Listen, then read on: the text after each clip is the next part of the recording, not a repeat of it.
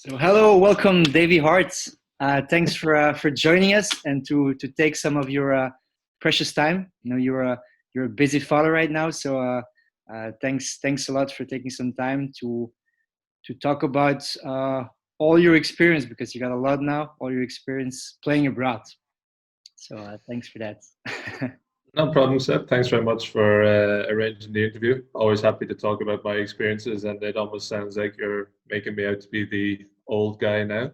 I But yeah, won't. as you said, become a father in the last number of months, so it's been wonderful. And now with these COVID times, it's a good opportunity to spend some more time with my wife and my baby daughter. So trying to take all the positives that we can in a very difficult situation.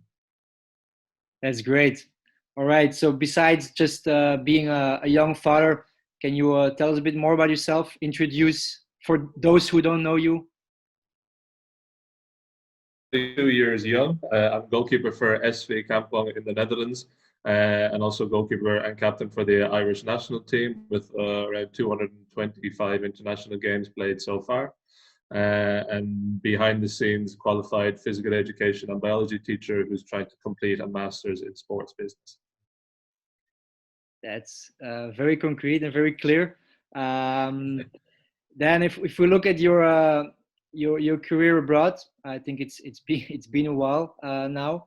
Um, and I've heard a story before, and I would love to hear it again. So the story of how you got to Holland, and yeah, the all the hurdles you had to take to be at Kampen actually.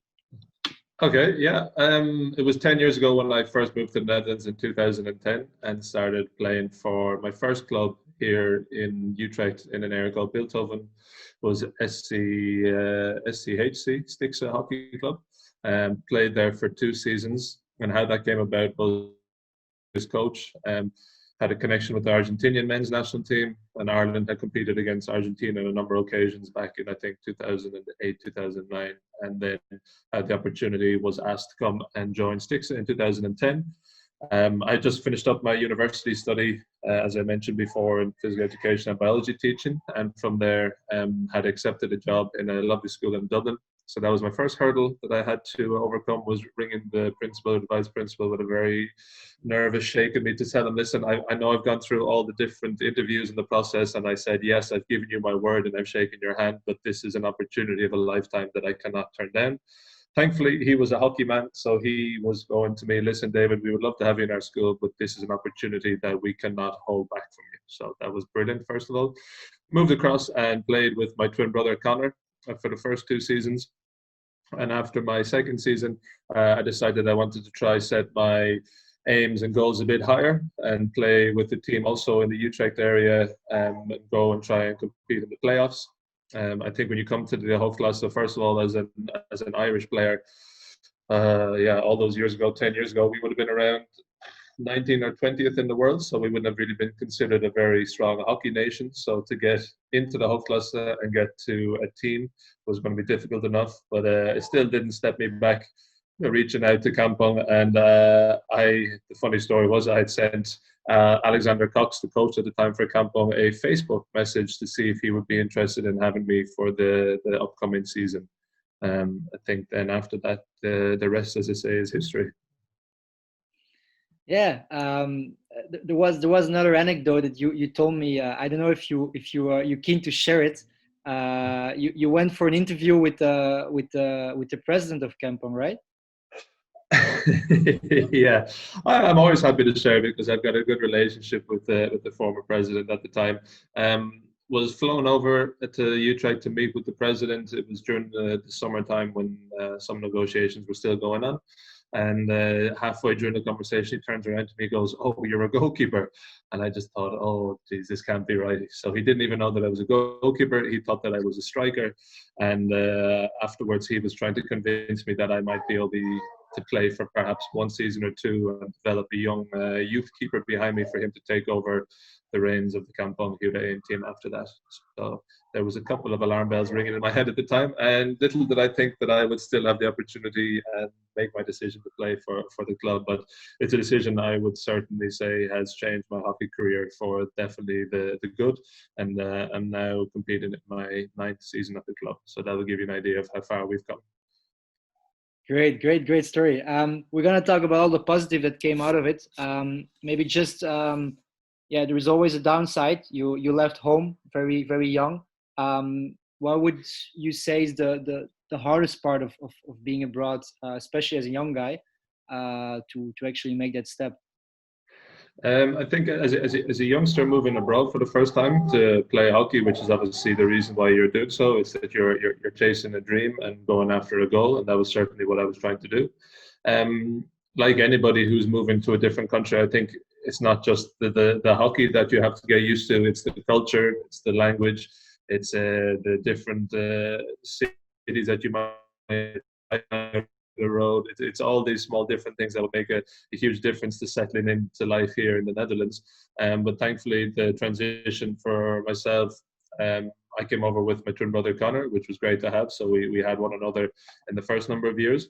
And then after that, of course, as you're playing in a team sport, it makes life so much easier where you've got different contacts, teammates, connections, wonderful families behind those teammates, who are always happy to invite you over for dinner, make sure that you're settling in okay, or should you have any issues or problems, that straight away you have a go-to person on the other side of the phone. So for all of those who are looking to try and play abroad, first of all, I would highly recommend it. It's certainly the best decision I ever made in my life, not just my hockey career. And it takes a bit of time. Of course, it's not always a smooth transition, and it's not always going from the lowly levels to the high levels in a straight line. There, of course, are some speed bumps along the way that you have to try and ride out as well. But it's certainly something, as I said, that I would never have imagined in my first year moving over, and then suddenly find myself here for over 10 years in the Netherlands. It's crazy. It is crazy. You don't hear that a lot, huh? Players sticking for so many years in the same club in the same country. So that's already impressive. And talking about that, you've been in Holland now for over 10 years, like you said. What's so great about Holland? I mean, you could have moved to other places. What's so great about Utrecht or Holland in general? I think first of all, just I can now call it my home away from home. I'm that settled here, which is fantastic with my wife and with my baby, as I said. And we just bought a house here as well, so you can almost say that this is basically our home base. And I think the way I would look at it, and I'd have to describe Utrecht as a beautiful city. It doesn't give you that big, massive feel that you're lost as a foreigner when you come over.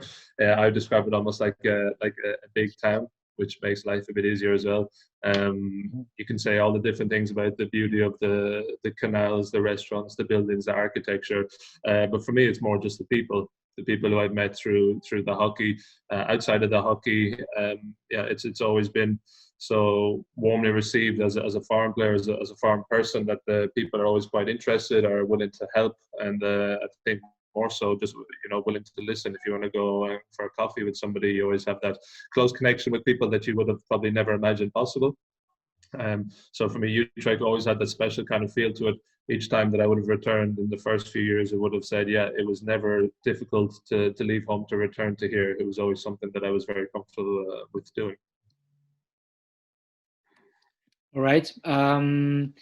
Let's talk about hockey itself then. You've obviously left the Irish competition very early on in your career. Maybe it's a difficult question, but can you compare the hockey level?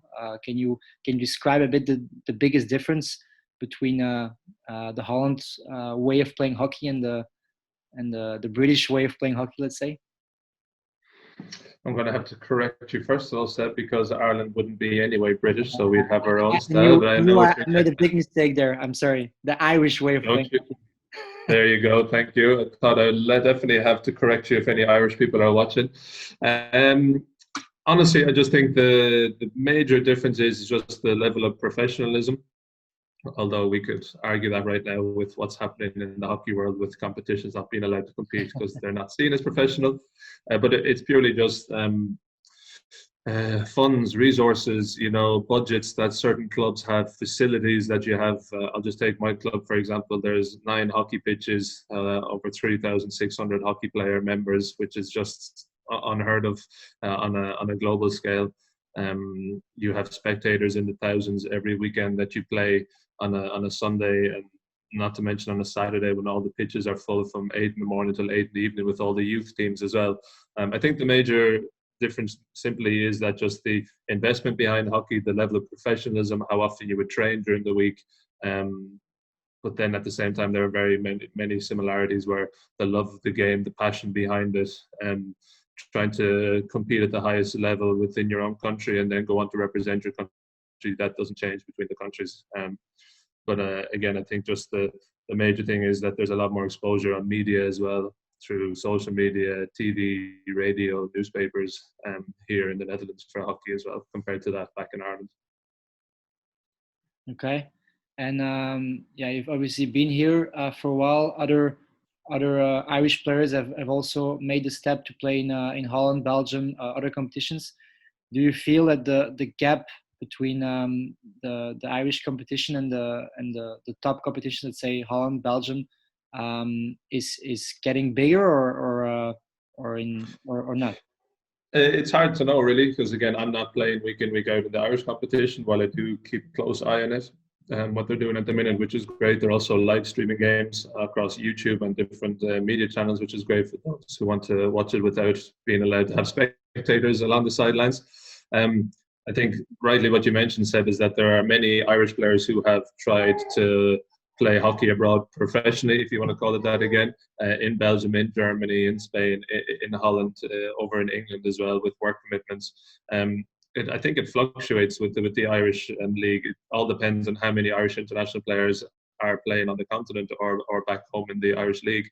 And I think right now there was a phase between 2012 and 2016 when we went to make our first qualification for an Olympic Games over 108 years. Was out of the squad of 16, I think there was maybe 12 or so that were playing abroad. So that gives you an idea that if you have your best international Irish players abroad, that does lessen the league a little bit. While on the other hand, it gives a lot more opportunity to youth players coming through. I still think that looking at it now this year, there's a lot more Irish internationals back in Ireland competing. So I think that should increase the level within the league and hopefully should lessen the gap between the leagues here on the continent and back home. Yeah, and also I think you talked about the Olympic achievements and the international results of the nations.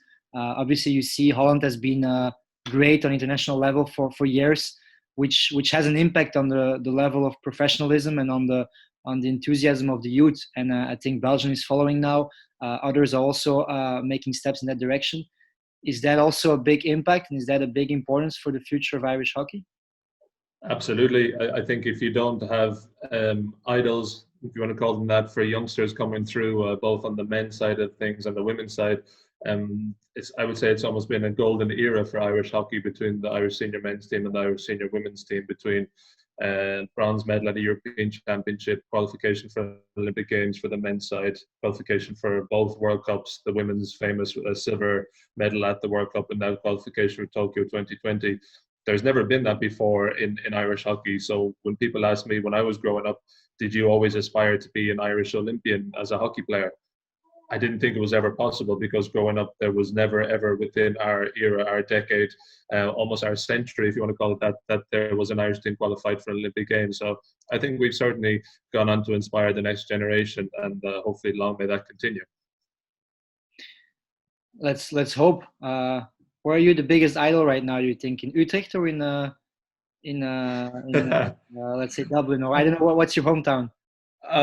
Kinsale is my hometown in Cork. Where do you prefer to walk over the street on a Sunday morning, let's say? I think equally I get little attention in both areas, so I'm happy enough there, and struggle enough to get a compliment here at home. So I'm happy with how it is. All right. Now and then, maybe it's maybe a summary of what you already said, but if you could summarize what the the most important things is that you got out of this experience? I guess it's a mix of improvement hockey wise and a new culture, making new friends. Is that correct? Definitely. I think you move over. Well, my first decision move over was to improve my level of hockey and have an opportunity to play at such a high level where you can also earn a living from, which is almost unheard of in Ireland. It's just not possible. So if you want to do so, then you make your way over to somewhere here in the continent, which is what I've gone and done. And I think loads of different parts of that I would say that I'm really happy about is not only the hockey side of things, but also a life experience. Being a young Irish guy coming over to a foreign country, settling in, learning a new language, having really difficult times, having really great times, kind of just going with the flow and everything that came at me, and happy and proud to say and look back that those 10 years of my life have been some of the best years that I've had in this world. So hopefully that's not the only thing that's going to happen. I think there's still many years left to go in the future. But I don't think it would have been possible without my kind of determination or single-mindedness about going, listen, this is what I want to do, this is what I want to achieve. Throw yourself in at the deep end. What's the worst that a coach can say? No. If they don't want you to come to their club, yeah, no problem, and try again. And I think looking back at it, I put my neck out on the line a few times to try and get to where I am today. And I wouldn't regret any decision that I really ever made. Yeah, do I understand that that's what you think it's holding back most players, is not daring to just ask, daring to go to clubs? I would definitely think so. I think sometimes whether you're coming from South America, South Africa, other countries in Europe, it's often this kind of preconceived idea that you're not maybe good enough to do so. And for me, in my mind, I think that's just rubbish. There are players that are more than good enough, and they don't come from a powerhouse nation in the hockey world. You've got unbelievable players from countries like Austria, South Africa, Argentina, everywhere all over the world that want to come and play in the Hoofdklasse here, or indeed in Belgium, in the Belgian league, in the German league. And it's something that I would say to all aspiring players who want to try and connect to a club abroad is just go and do it. Get yourself involved, give yourself the best opportunity to try and make a hockey life for you outside of your country, and take that risk. Dare to believe in yourself. It's always easier said than done, of course, but I think at the same time, if you don't take that risk, then you'll never know. It's a simple English expression that if you want to win a lottery, you have to buy a ticket. And I think for many of us, it's always about taking that risk to get that ticket. Yeah, sure. But you said it. You have to do it. You in the beginning you said that you had a contact through I think it was the Argentinian national team, right? Correct. Yeah. So you still did it. You went for it, but you had that contact. You were already national goalie of Ireland back then.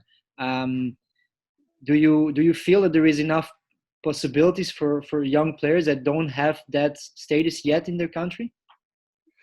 I think so. I think it's all about trying to match yourself into the best situation, the best club system, the best league for you. It doesn't always necessarily mean that you have to try and go, right, a young Irish player, I want to go play at Bloomingdale. Yeah, why not? That's a fantastic dream to have, but that's going to be difficult to try and do so, or try to get into a Kampong team if you haven't quite broken through the international ranks just yet.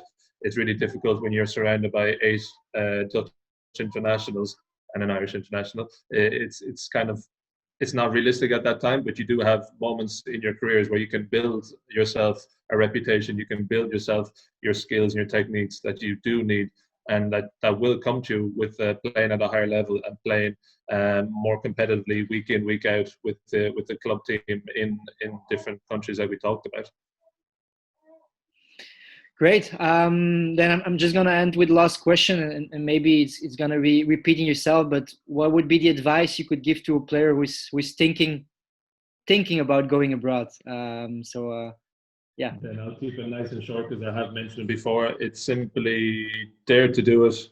Find yourself a contact, whether it's through the club itself, through international teammates that might be already within the league system. Use the contacts that you have there, and try your best to go and chase your dream. It's as simple as that. Okay, but it's a simple piece of advice that I think a lot of people can use to pursue their dreams. Thanks a lot, Davey. I'm gonna leave you back at your full-time job again. Full-time father. Thanks, Ed. Thanks a lot, Davey. Bye bye. No problem. Cheers, Ed.